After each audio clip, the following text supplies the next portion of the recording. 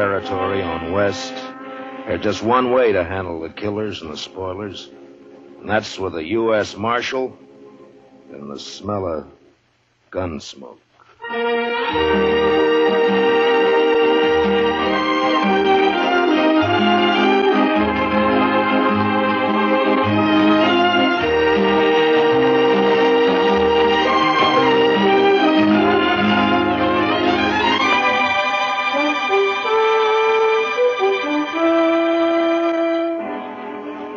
Gunsmoke, the story of the violence that moved west with young America. The story of a man who moved with it, Matt Dillon, United States Marshal.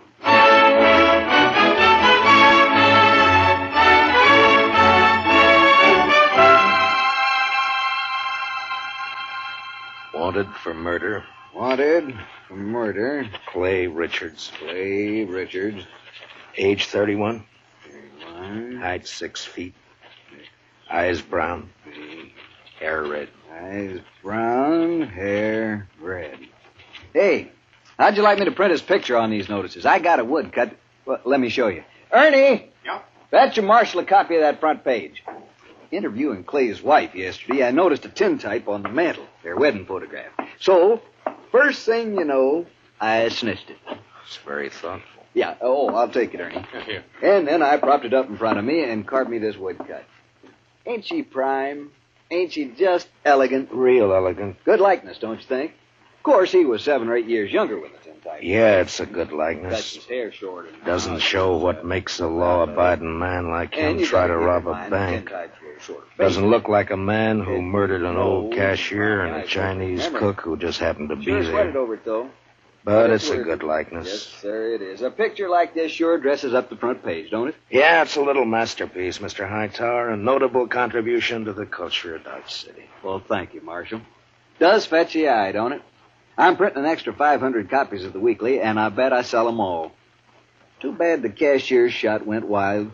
If he'd managed to kill Clay or even wing him, why, I bet I could sell 1,000 extra copies. We must be thankful for the blessings we do receive, Mr. Hightower. Oh, I am, Marshal, I am. Why, just before it happened yesterday afternoon, I didn't know what I was going to fill my columns with, and then, like manna from heaven, 2 murders and a bank robbery. Attempted bank robbery, Mr. Hightower. He turned and ran before he got his hands on so much as $1. Yes. Still, as you say, like manna.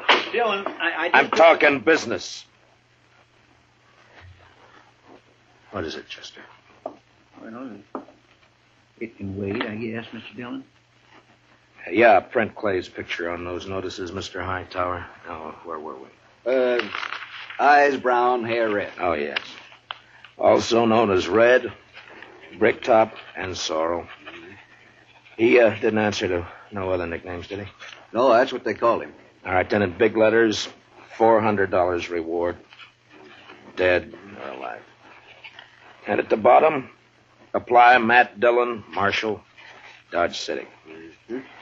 Print 200 copies. How soon can I send Chester over for him? This afternoon. Good morning, Mr. Hightower. Chester.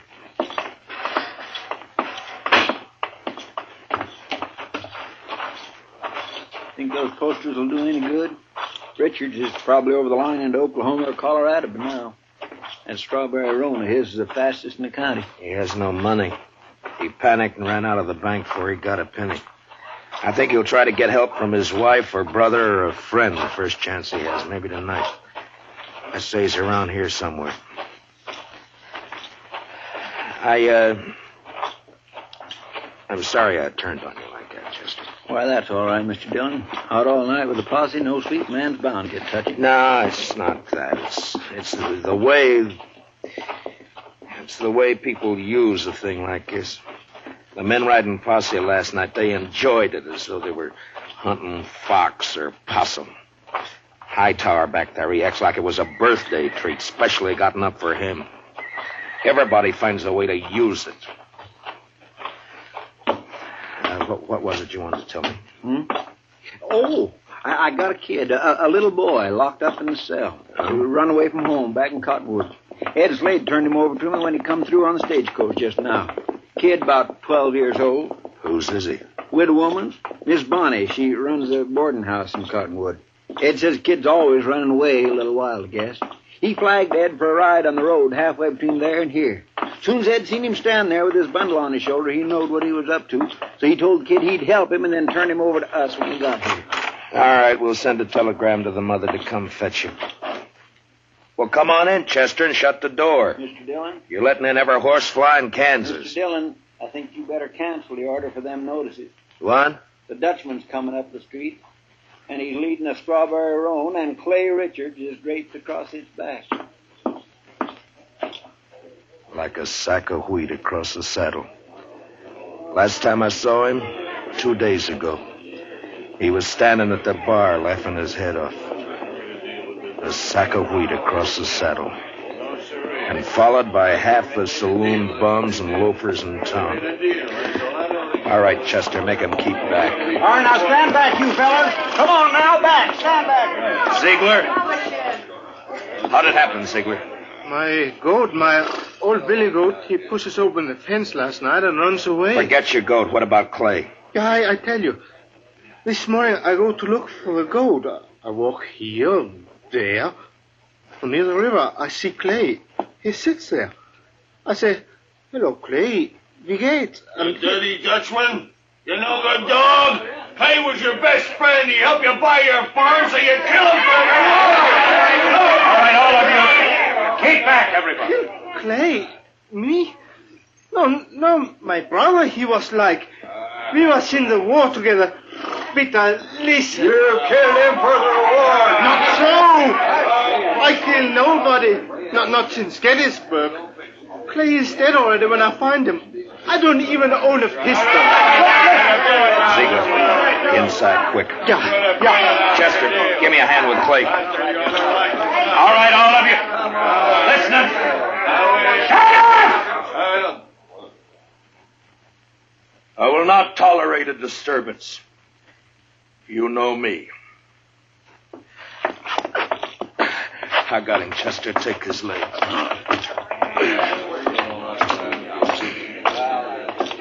All right, kick the door shut. Marshal, I don't kill Clay. On this table, Chester.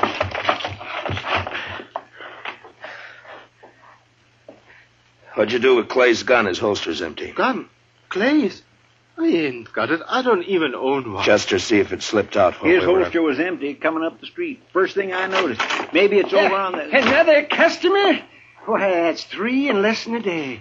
Oh, bountiful harvest. My fees this month will keep me in luxury. In luxury. Doc, I want to have an inquest as soon as possible. Well, as soon as I finish the autopsy, shouldn't take long with the practice I've had this week, huh? No. Late afternoon all right with you? I'll take him up to my office right now.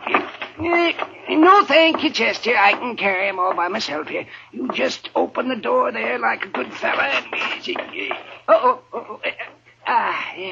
Yeah, Marshal, tell the city fathers I'd like to make a deal when the corpses are as famous as this one. Back in 53 in San Francisco, a fellow I knew earned a fortune exhibiting the head of Joaquin Murrieta.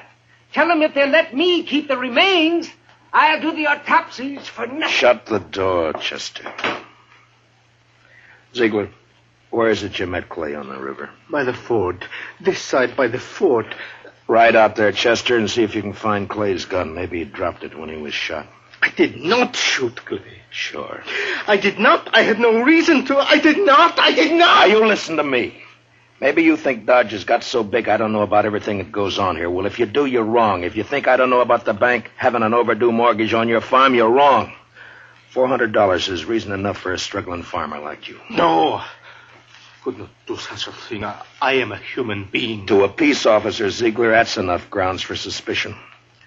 But whether you did it or not will be decided at your trial. In the meantime, you just stop yammering about it. Trial? Me? Even when I shoot somebody, I stand trial. If they find it's justifiable homicide, and they probably will, Clay being a wanted man, then they'll let you off.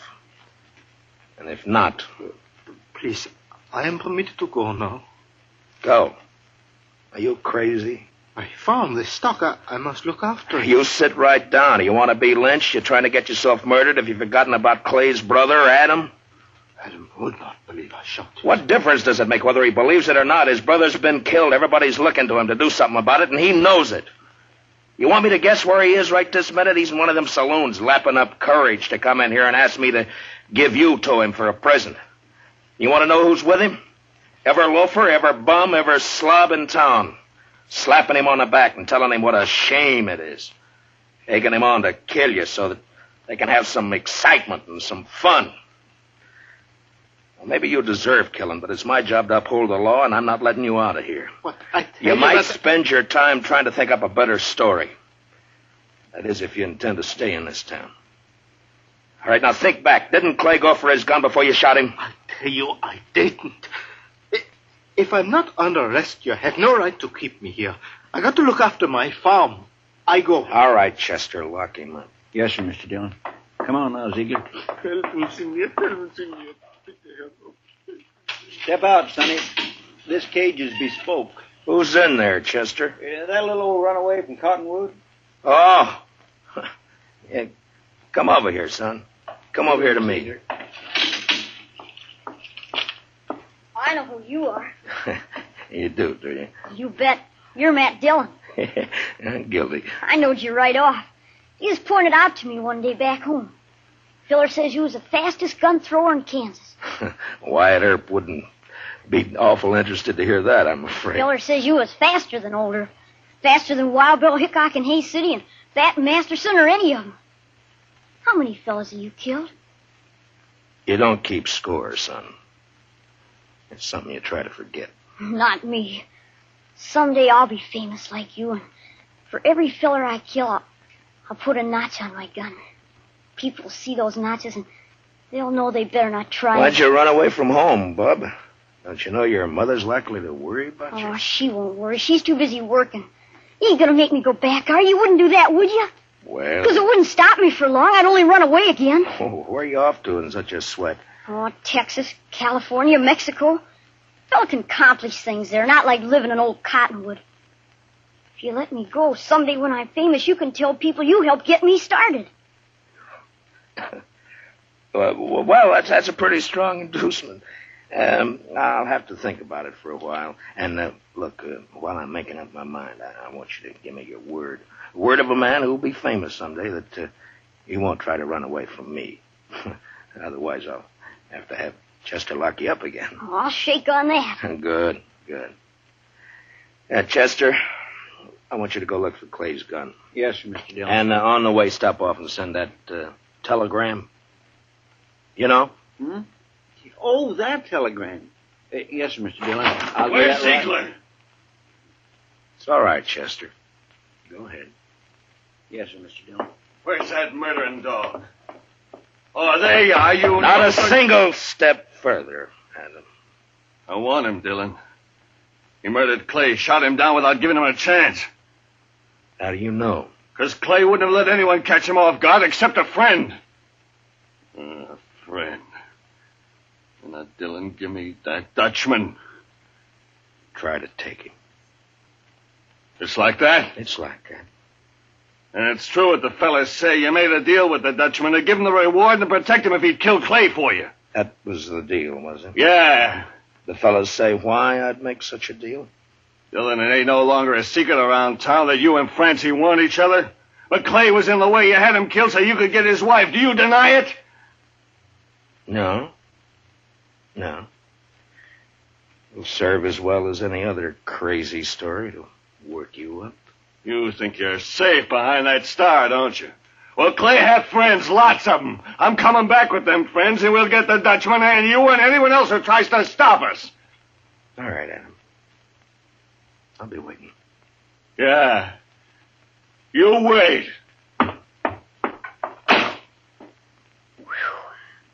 I almost seen something pretty just then, didn't I, Mr. Dillon?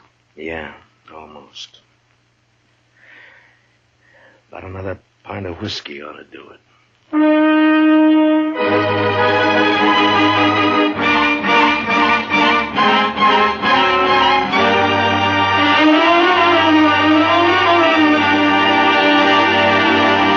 We will return for the second act of Gunsmoke in just a moment, but first, many radio shows win high popularity with the prizes and cash they give away, but there's one show that's tops because the head man gives away as little as possible. What other radio program could it be but The Jack Benny Show, so be listening. Here's the second act of Gunsmoke.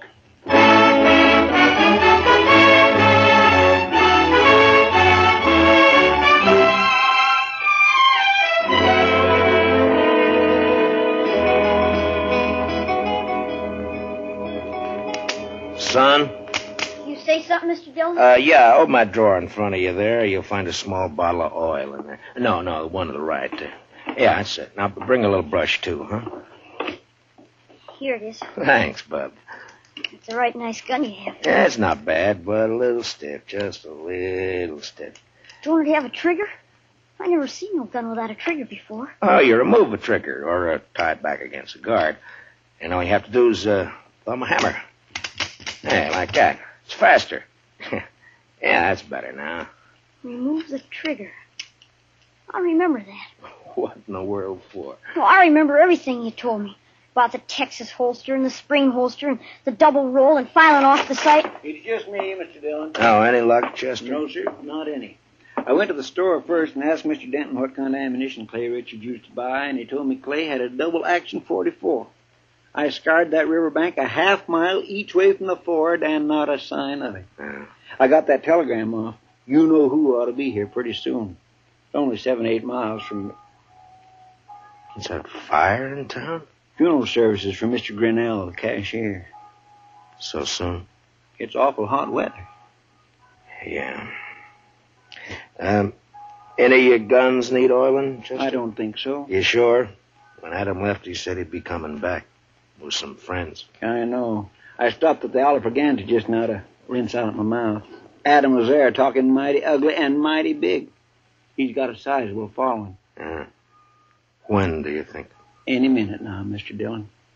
Want me to take Bob out of here to one of the hotels, maybe? I want to see No, it. I think you'll be safer here, Chester, behind stone walls and dodging about the streets rubbernecking. You keep your head down, Sonny. You hear? There's a... Matt, I gotta talk to you. She ought to be in mourning. If she cared for Clay at all anymore, she ought to be in black. Matt, Oh, Lord, I find her more beautiful all the time. Matt, have you heard what they're saying? What are they saying, Francie? That you and me, that you made Pete Ziegler kill him because of... I'm sorry that got back to you, Francie. It's all over Dodge. Adam almost strangled me before they dragged him off. Francie, I didn't shoot Clay. Francie, I beg you, believe me. I was... Shut up, Ziegler. Shut Shut up or I'll club you to death! Francie is just one of those crazy stories. They needed one and they made one up. But, Matt, everyone believes it. On my way down here, people were pointing, whispering. Old women clucking their tongues at me. They believe it. They'll forget it as soon as this is over. They'll remember that even if we once did go with each other, it was finished and done with even before the war ended, before you even met Clay. No, they won't forget it. For the rest of my life, as long as I stay here... Hold it a minute, Francie. Yeah, Doc, what is it? Oh, am I interrupting? What is it, Doc? Our Topsy's finished. I examined his liver and lights, his... This is Mrs. Richards, Doc. Oh, I beg your pardon, ma'am. I'm sure I meant no disrespect for the departed. Well, Clay was shot all right, but from the nature of the wound and the coagulation of the blood, I'd say it happened sometime yesterday. I'd say the cashier's bullet didn't go wild after all. how could a dead man gallop away? Well, the wound wasn't what killed Clay. The ball hit the rib case and bounced off. 22 caliber it was. What did kill him was the stab in the back, right through the spine, inflicted sometime this morning. Now, near as I can judge, by a small blade, 2 or 3 inches long. It could have been a Barlow knife. Thanks, Doc. Please accept my condolences, Mr. Richard. You call the inquest anytime you're ready, Marshal. Chester, close the door. You see, I didn't do it. I didn't shoot him. All right, I told then you that stabbed him, maybe. You said you never carried a gun. Look, Francie, go home and give matters a chance to simmer Matt, down. I'm going to ask you for something. Yeah? Turn Pete Ziegler out into the street. What? Francie, they're itching to get their hands on him. Let him have him. It'll prove that story's a lie, that you didn't make a deal with him. Please, Matt, I have to live here. Hear me, I have to live here. Matt? Matt? Don't look at me like that. Go home, Francie. Go home or leave town or hang yourself or anything you like. Just go away. Away! Right now.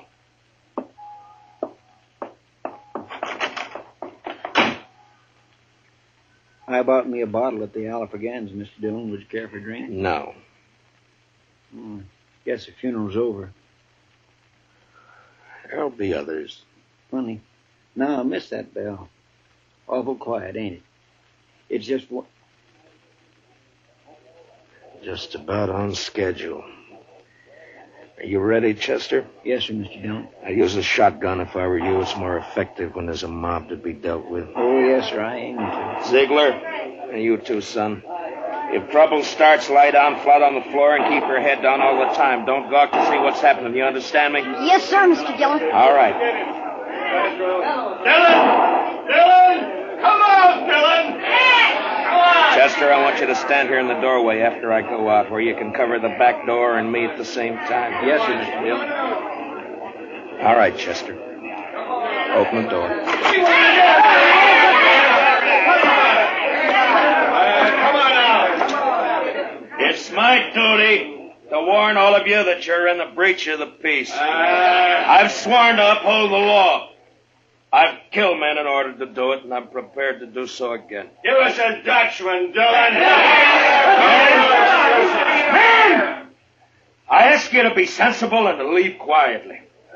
But if you refuse to listen to reason, if you insist upon being fools, if you've already decided to act like wolves instead of humans, then there's nothing I can say to make you change your minds. A Dutchman. All right, you want Peter Ziegler? Well, he's not more than 20 feet behind me, so come on and get him, any of you. One at a time or all at once. Come on. Which one of you wants to die first? You? You, Adam? Well, what do you say, Adam? You let him here. Don't let this star on my coat stop you. Come on. There, I'm not wearing it now. Well, come on, draw, Adam, draw.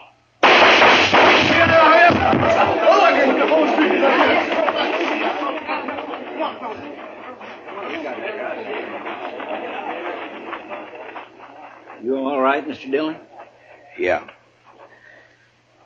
Get his gun. Man alive, I couldn't even see your hand move. Marshal? Oh, don't tell me. Don't tell Doc, me. you make one single funny remark and I'll knock you down. You just take him to your office and get to work. Well, I never do mean to offend, Marshal. In my line of work, well, bodies, they're just so much lumber. Make all the jokes about him you please, but not to me and not in my hearing. In my line of work, there's nothing humorous about death. Give him a hand, Chester. No, I can handle it, Marshal. Thank you, just the same. Can you direct me to the marshal's office? Yes, ma'am, right here. I'm Marshal Dillon. Well, I left Cottonwood as soon as I got your telegram. I'm Miss Bonnie. Where's my boy? Oh, we have him, ma'am, safe and sound. Here, let me help you down. Hitch that horse, Chester. Right this way, ma'am. Oh, I'm so sorry he put you to all that trouble, Marshal. The truth of the matter is he is a wild one and no mistake. Takes after his father, one scrape after another. He was no trouble at all. I enjoy children. I like to have them around. Bob, your ma's here. Son? Chester, where's the boy? Did you let him slip past you? No, sir, Mr. Dillon. He never got past me. Look, the back door's open. He seen me and he hightailed it, the devil. We'll round him up for you, ma'am. Don't worry. Oh, I don't know why I bother hauling him back. If he's run away once, he's run away 1,000 times. This time he ran because I wouldn't buy him a gun. He wanted a real one. That boy's just gun crazy, I swear. I got him a nice Barlow knife instead. Barlow I knife? reckon it didn't signify, and off he runs. Barlow knife? The kid. Chester, find that kid. Marshal, has he done something bad with it? I told him to use it careful. He promised he'd use it careful. No, never mind, Chester. He's got Clay's strawberry roan. We'd never catch up to him. Oh, I try to bring him up right. I tell him to be good, but he don't listen. He just don't listen. Now, calm yourself, ma'am. Just calm yourself. Here's your little bundle, Mr. Dillon. What? Yeah, give it to me. That's pretty heavy. Here, you're better at knots than I am. Open it, will you? From the moment he was born, he's been nothing but tribulation to me. Now, please, ma'am. What's he got in it, Chester? A shirt, stockings, piece of sausage, and this. 44 double action. Yes, sir, Mr. Dillon. That's Clay's gun. Sonny didn't manage to keep it long, did he? Well, if he wants a gun that bad, he's bound to get hold of another one somewhere, somehow. Chester, call Mr. Hightower over. Hey! Hey, Mr. Hightower! Oh. Come on over. Mr. Dillon wants you. Marshal, could I have, please, a drink of water? What? Oh, Ziegler, I forgot all about you. Chester, where are the keys? Yeah, right there on the desk.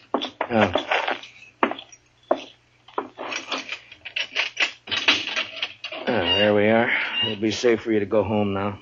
I can go back by the farm. Yeah, that's right. I'll send for you for the trial. Oh, danke schön. Danke schön. Watch where you're going, you dumb... Excuse me. Yes, Marshal. Mr. Hightower, it appears that we can do business after all. Get some paper and a pencil. I want some notices printed. Fire away. Wanted for murder. Wanted for murder. What's the boy's name? Bonnie. William Bonnie. William Bonnie. William Bonnie. Age 12. Height about 5 feet. Hair light. Eyes blue. Mm-hmm. I don't suppose he's known by any other name. I know. Everybody just called him Billy. Or the Kid. Also known as Billy. The Kid.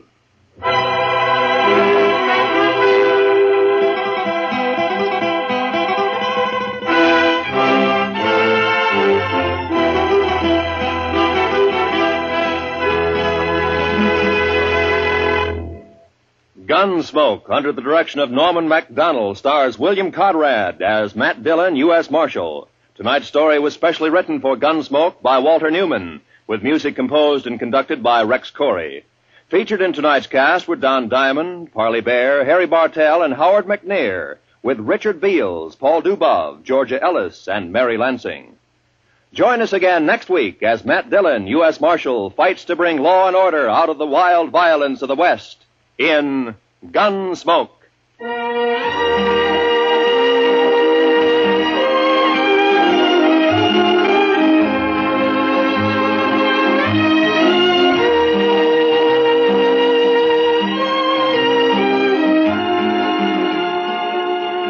Those longtime favorites, Amos and Andy, are rising to new heights in their CBS radio series on Sunday nights. Heard on most of these same stations, Amos and Andy find trouble as constantly as ever and make it just as funny and as human as they have for more than 20 years. Be sure to hear Amos and Andy this Sunday, won't you? Right after the Jack Benny Show.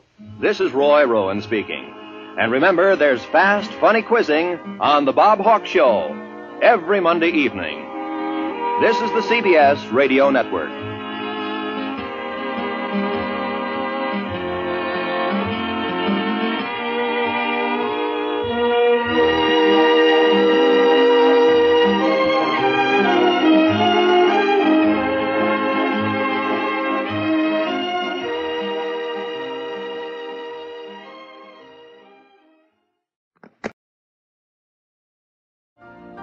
You've been listening to the OTR Gold Network. Find more classic radio at otrgold.com.